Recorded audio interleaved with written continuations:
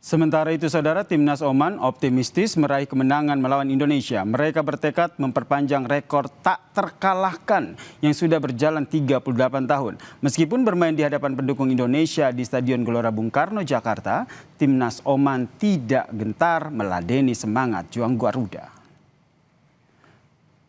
Kita bahas bagaimana pertandingan malam nanti dan apa strategi Hartman untuk taklukan Oman. Sudah bersama kami di studio Kompas TV, analis sepak bola M. Iksan Mahar. Selamat petang, Bung Iksan.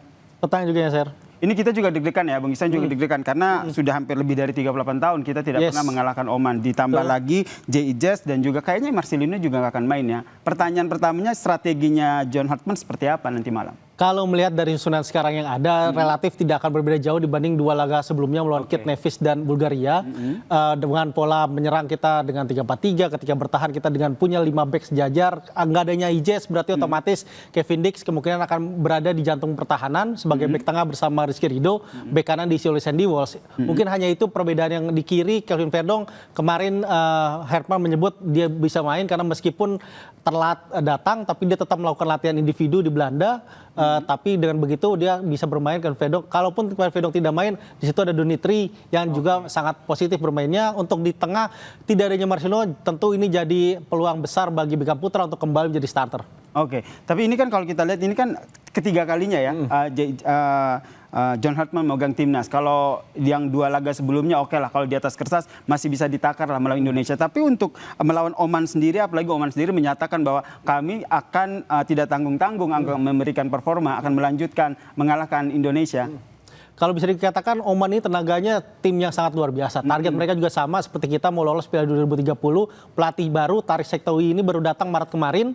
Datang dengan predikat juara FIFA Arab Cup bersama Maroko akhir tahun lalu. Jadi memang mereka tim yang bukan kaleng-kaleng. Dan bisa dikatakan ini juga tim Asia pertama yang dihadapi Hartman. Jadi jika kita harapannya ingin lolos ke 8 besar Piala Asia tahun depan, lolos ke Piala Dunia 2030, tentu laga melawan Oman ini akan menjadi barometer semampu mana kita bisa bersaing di level Asia. Kalau kita bahas satu-satu. Pertama dari lini belakang. Kalau seandainya J.I. Jazz nggak main, berarti Kevin Dix kemungkinan akan diduetkan dengan Rizky Ridho. Nah, tapi ada yang menarik di sini, ada Matthew Baker begitu yang kemarin sempat mencuri perhatian, back muda dari timnas U19.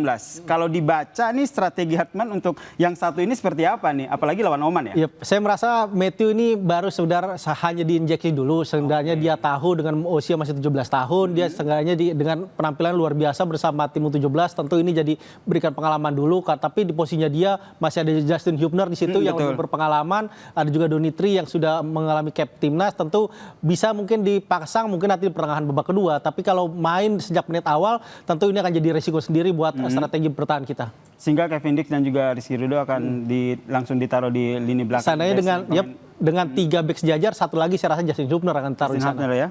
Oke, Justin Hubner, Kevin Dix dan juga Rizky Ridho. Oke, itu menarik. Kalau di lini tengah, Kelvin Verdong kan dimainkan pertengahan, tidak dimainkan dari awal, informasi dari Hartman. Berarti strategi dari awalnya sendiri seperti apa untuk lini tengah? Kalau misalnya Verdong belum cukup fit, misalnya terutama masalah jet lag itu juga jadi kendala, kelelahan dia, mungkin Donitri di kiri, di kanannya ada Sandy Walsh, di tengah bisa antara Joy Pelupesi dan juga di situ bisa ditempati pula oleh Ivar Jenner salah satunya gitu. Jadi memang saya merasa kuartet ini yang saat ini ada di kita yang terkuat untuk melawan Oman.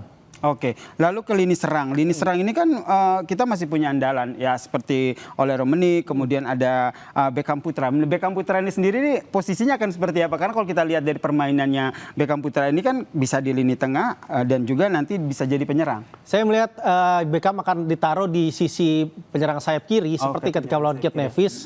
Tusukannya ke tengah sangat penting buat kita, perannya sebagai inside forward sangat penting untuk melakukan tusukan. Di tengah jelas tempatnya Ole Romeni.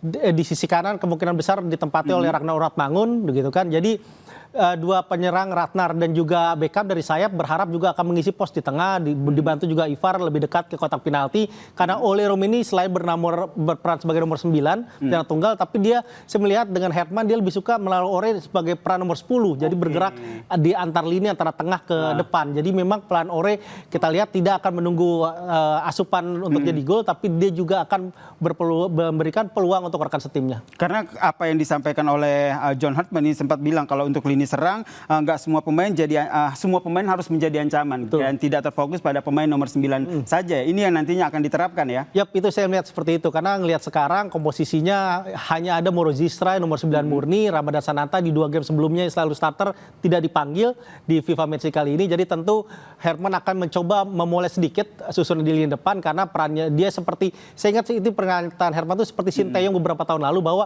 semua pemain punya peran untuk mencetak gol, tidak hanya pemain depan, tengah belakang pun punya peran mencetak gol. Oke, sekarang kita berbicara soal mental nih karena kan 38 tahun lebih kita tidak pernah mengalahkan Oman. Jadi menurut Anda, oke, main di kandang sendiri satu dukungan yang luar biasa. Tapi dari mental timnas Indonesia sendiri Anda membacanya seperti apa nanti? Jelas sangat berbeda situasinya. Kita terakhir menang Februari 1987 di Kings Cup Thailand di Bangkok. Kala itu kita bermain, timnya sebenarnya bukan timnas Indonesia, namanya Liga Selection.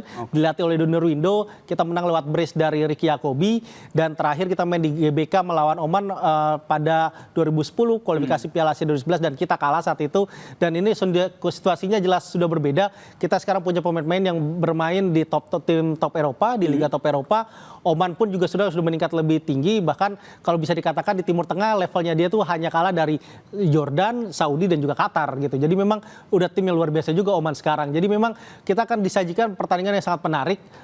Terutama dari sisi taktikal kedua pelatih yang sama-sama berpengalaman dan juga berkelas luar biasa gitu. Jadi memang kita lihat, saya rasa untuk secara mental pemain kita tidak akan ada pengaruh, apalagi kemarin Dik sudah menyebut bahwa mereka punya motivasi tinggi untuk menang. Herman bilang kita ingin menuliskan ulang sejarah Indonesia. Oke, ini jadi harapan kita bersama. Tapi kalau kita lihat ini kan Oman sendiri sekarang berada di peringkat 79 FIFA ya, kalau tidak salah ya. Nah, bisa dibaca seperti apa? Di mana titik lemah dari Oman sendiri yang bisa loh ini dieksploitasi oleh timnas Indonesia?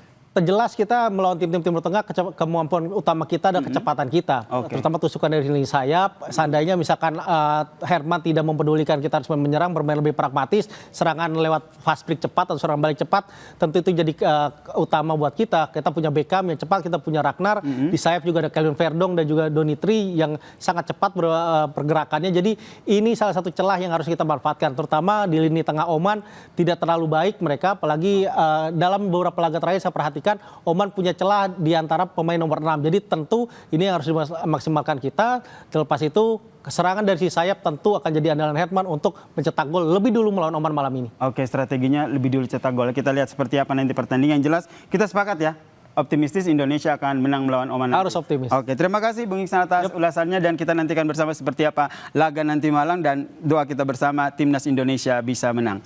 Terima kasih ya Bung Iksan.